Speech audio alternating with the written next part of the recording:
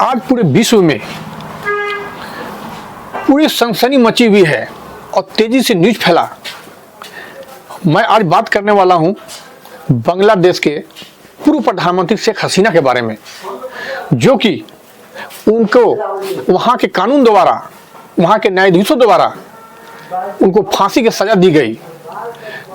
उनको फांसी की सजा दी गई, जैसे कि आप लोग भी जान रहे हैं पेपर के जरिए, टेलीविजन के जरिए। लेकिन मैं ये बात करना चाहता हूं कि क्या शेख हसीना, ये उनके करतूत का सजा मिला उनको, या फिर वहां की चलती हुई राजनीति और वहां के षड्यंत्र का भेंट चढ़ गई है? चलिए ना, इसी के बारे में आज हम जानते हैं अपने एक्सपर्ट शुभम जी से। शुभम जी, आपसे कि आखिर क्या है, उनको आप किस नजरिए से देख रहे हैं? वहां की जो आज फांसी की सजा हुई है, तो आप इसको किस नजरिए से देख रहे हैं, बताएं। पहले बात बता दें कि ये जो फांसी की जो सजा हुई है, ये एक मनमानी ढंग से उन्हें फांसी की सजा दी गई है। जो वहाँ की जो सरकार है मोहम्मद यूनुस जी का, वो अपने रास्ते के कांटे को मैंने अपने रास्ते को कांटे को हटाना चाह रही है। मतलब वो मोहम्मद यूनुस द्वारा जो है मतलब आने वाला चुनाव में जब भी मतलब वहां पे चुनाव हो तो अपने कंपटीटर को सामने खड़ा देखना नहीं चाहते, देखना नहीं चाहते। इसके चलते ही वो मनमानी ढंग से शेख हसीना को फांसी की सजा सुना दिएगा। लेकिन आप ये भी ना भूलें कि जब वहां की जनता जब उग्र हुए थे शेख हसीना के खिलाफ में, तो वहाँ के क्या बोलते हैं, विद्रोही कह लीजिए या फिर वहाँ के आंदोलनकारी कह लीजिए, तो जब उनके आवास का जब घेराव किया गया था, तो घेराव में उनको ऐसा लगा कि मुझे जान से ही मार देगा लोग, तो उन्होंने सीधा शूट करने का ऑर्डर दे दिया वहाँ के प्रशासन के।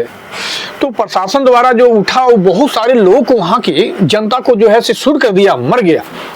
तो क्या किसी को इस तरीका से मरवा देना, क्या ये जायज है? देखिए, एक ये भी बात है कि सेल्फ डिफेंस में किसी की जान गई, ठीक है ना। यहाँ की बचाव, अगर आप अपने प्रधानमंत्री पर किसी तरह का आवाज उठाना है तो आप किसी का तोड़ फोड़ ना करें, किसी को बहकावे में जाकर किसी को आघात ना करें। आप घेराव कर सकते हैं, आप घेराव के चक्कर आप क्या कर पत्थर मारने लगे, कभी कुछ बम मार दीजिएगा। सेल्फ डिफेंस में बचाव किया गया हो, ठीक है, और सेल्फ डिफेंस कर रहे थे, लेकिन ऐसा तो नहीं कि किसी का जान लेना ही, किसी का जान ले लेना ही ऑप्शन तो नहीं था। ऑप्शन देखिए, ये जनता जो है किसी के बहकावे में जाकर सरकार के खिलाफ विद्रोह करने लगी।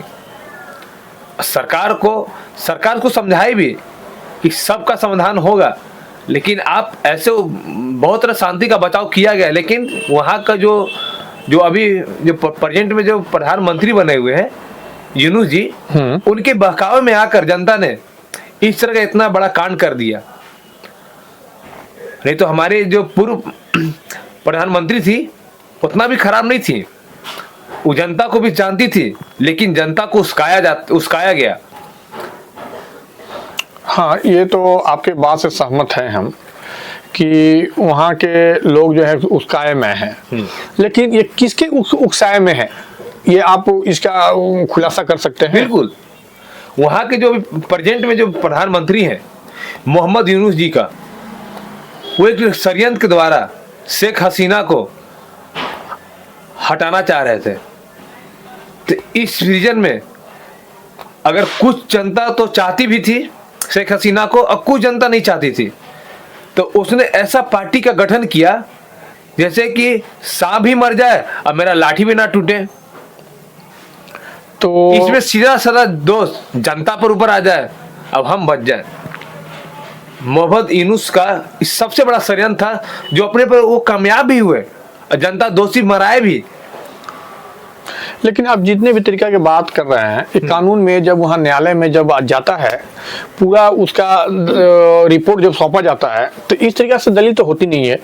वहाँ पे गवाह और सबूत के हिसाब से सजा सुनाई जाती है। तो किसी का अगर मौत हो जाए, आपके द्वारा अगर आपके कहने पर किसी का अगर मौत हो जाए तो मौत की सजा तो मौत होती है ना। मौत की सजा मौत होती है, हम भी ये भी मानते हैं, लेकिन वहाँ की जो सरकार है मनमानी ढंग से बनी हुई है। अगर वो चुनाव अगर लड़ जाते तो उनकी सरकार नहीं बनती। और ये चाह रहे हैं, यूनुस जी चाह रहे हैं कि अगर शेख हसीना अगर जिंदा रही तो हम जो अभी जिस हिसाब से अगर हम बांग्लादेश की सरकार अपने हाथों में रखे हुए हैं, अगर वो जब तक रहेंगी हम दोबारा हम नहीं आ पाएंगे। इसके चलते वो हटाना चाह रहे अपने इसे। चलिए, आपके बात से हमको समझ में आया कि जो भी आज जो शेख हसीना जी को मौत की सज़ा जो सुनाई गई है, इसमें मिला जुला कर वहाँ के जो अंतरिम सरकार अभी फिलहाल में मोहम्मद यूनुस जो हैं, उनके षड्यंत्र का भेंट चढ़े हुए हैं ये। खैर कोई नहीं, हमारे ऑडियंस लोग अपने हिसाब से मंतव्य रखेंगे। आप लोग ही बताएं कि क्या शुभम जी की बातों से सहमत हैं या इसमें किसी और कारण हो सकता है, बताएं आप लोग।